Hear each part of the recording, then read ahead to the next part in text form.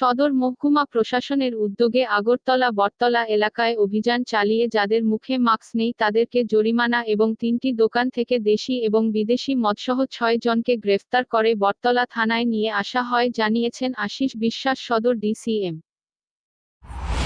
আমরা সকাল থেকেই বটতলা বাজার অভিযান করেছি।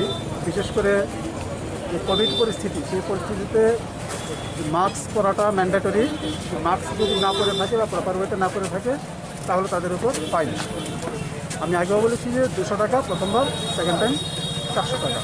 আর কোনো দোকানে যদি ভিড় বেশি করা হয় তাহলে তার কাছ থেকে 1000 টাকা।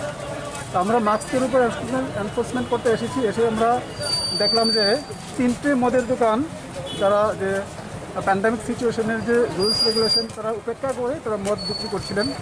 এখানে কান্ট্রি লিকার, ফরেন লিকার এবং কিছু কাস্টমারকে আমরা পাই। আমরা মদের দোকানগুলি থেকে যে মদ এগুলি আমরা ডেস্ট্রয় করে দিই এবং আমরা 6 জনকে অ্যারেস্ট করি। বটতলা ফাঁড়িতে ওদেরকে নিয়ে যাওয়া হয়। আমরা যে পরিস্থিতি দেখলাম যে বেশিরভাগ মানুষই এখানে সতর্ক আছে, মাস্ক পরে রাখেন, কিন্তু একটা ছোট্ট অংশ এখনও তারা মাস্ক পরছেন না কিংবা প্রপারভাবে পরছেন না। আমরা তাদের উপর থেকে জরিমানা আদায় করছি। এভাবে সচেতন করা সত্ত্বেও দেখা যায় এত ভিড় স্যার প্রত্যেকদিন বিভিন্ন বাজারে দেখা যাচ্ছে, এটা ব্যাপারটা নিয়ে কী বলবেন? এখানে যেটা এসেনশিয়াল যে কমোডিটিস আছে সেই দোকানগুলি খোলা আছে।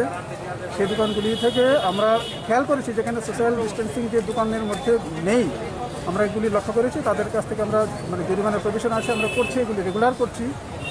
আর দেখছি যে এখানে সোশ্যাল ডিস্টেন্সিং মেনেই ম্যাক্সিমাম দোকানে তারা কাস্টমারকে বিক্রি করছিল।